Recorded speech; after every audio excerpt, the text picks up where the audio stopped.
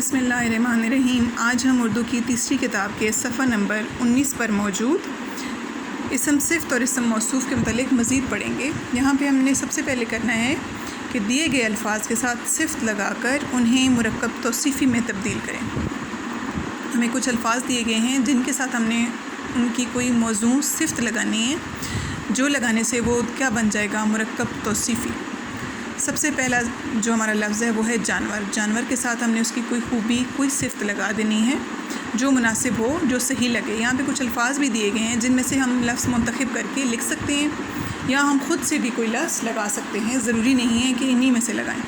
یہاں پہ ایک لفظ ہے وفادار، جو ہم جانور کے ساتھ لکھیں گے کیونکہ جانور کی خوبی ہو سکتی ہے وفادار، تو یہ یہاں پہ لکھ دیں گے تو یہ کیا بن جائے گا، مرکب توصیفی۔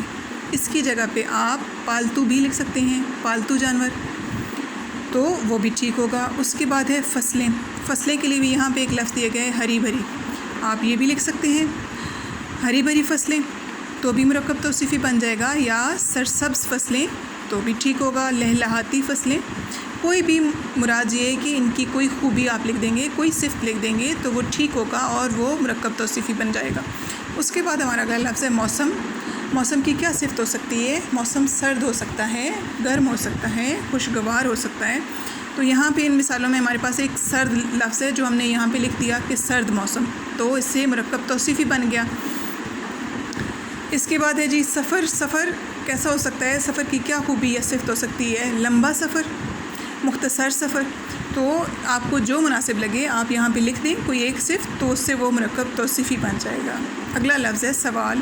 سوال مشکل بھی ہوتے ہیں، آسان بھی ہوتے ہیں، تو آپ اس کے ساتھ مشکل لکھ دیں، مشکل سوال، تو بھی مرکب توصیفی بن جائے گا، یا اس کی جگہ کیا لکھ سکتے ہیں آپ، آسان سوال، تو بھی ٹھیک ہوگا۔ مقصد ہمارا ہے کہ ایک صفت ہو اور ایک اس کے ساتھ موصوف۔ اگلا لفظ ہے ہمارا شہد۔ اس کے ساتھ کوئی مناسب ہم نے اس کی صفت لگانی ہے، تو ہمیں پتہ ہے کہ شہد کیا ہوتا ہے، میٹھا ہوتا ہے۔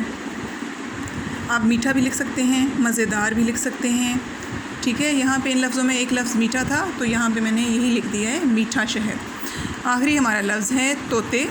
تو طوطے کی صفت آپ یہاں پہ ان لفظوں میں ہے نیلے پیلے، آپ یہ بھی لکھ سکتے ہیں، اور اس کی جگہ سبز طوطے بھی لکھ سکتے ہیں، طوطے سبز بھی ہوتے ہیں۔ اس طرح ان لفظوں کو لکھ کے اپنی کتاب میں آپ ان خالی جگہوں کو مکمل کریں گے اور مرکب توصیفی بنائیں گے۔ اس کے بعد ہے ہم نے کیا کرنا ہے، 4 جملے لکھیں جن میں اسم صفت اور اسم موصوف مرکب توصیفی استعمال ہوا ہو، یعنی اسم صفت اور اسم موصوف کو بریکٹ میں انہوں نے لکھا ہے، یعنی ان کو اکٹھا جب لکھیں گے تو وہ ایک ہی بات ہے، چاہے یہ ہوں گے یا اس کو ہم کیا کہیں گے، مرکب توصیفی، یعنی مرکب توصیفی اس میں جملے میں استعمال ہوا ہو۔ پہلا ہمارا جملہ انہوں نے مثال کے طور پر لکھ دیا ہے، جیسے بلال ایک نیک لڑکا ہے، تو اس میں صفت اور موصوف اکٹھے دے دی گئے ہیں جو مل کے کیا بنائیں گے، مرکب توصیفی۔ اس کے بعد کچھ جملے جو ہم لکھیں گے وہ ہوگا، سب سے پہلا جملہ طوطا خوبصورت پرندہ ہے۔ اس میں صفت آ گئی خوبصورت، پرندہ موصوف، تو دونوں جب اکٹھے لکھ دیے تو مرکب توصیفی کا استعمال ہو گیا۔ اس کے بعد دوسرا ہمارا جملہ ہوگا کتا وفادار جانور ہے۔ تیسرا جملہ ہوگا آم میٹھا پھل ہے۔ چوتھا جملہ ہم نے اونچے پہاڑ دیکھے۔ تو اس طرح یہ چاروں جملے آپ اپنی کتاب میں لکھ لیں، یا ان کی جگہ کوئی بھی جملہ جس میں مرکب توصیفی استعمال ہوا ہو آپ اپنی کتاب پر لکھ سکتے ہیں۔ ہمارا آخری اس پہ جو دیا گیا کام ہے وہ ہے کہ دیے گئے مرکب توصیفی میں سے صفت اور اسم موصوف الگ کریں، جیسا کہ ہم نے پچھلے صفحے پر کیا تھا۔ یہاں پہ بھی ہم نے کیا کرنا ہے، ایک صفحے کے اس پر کاپی کے کسی صفحے پر جب آپ اس طرح ایک لائن لگائیں گے اور 2 خانے بنا لیں گے، ایک طرف آپ اسم صفت لکھیں گے، دوسری طرف اسم موصوف۔ یہاں پہ ہمارا پہلا کیا ہے،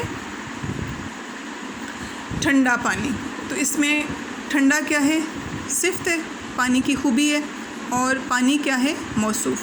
تو آپ صفت والے خانے میں ٹھنڈا لکھ دیں گے اور موصوف والے خانے میں پانی۔ اسی طرح ان تمام مثالوں میں سے آپ نے اسم صفت اور اسم موصوف کو الگ کر دینا ہے۔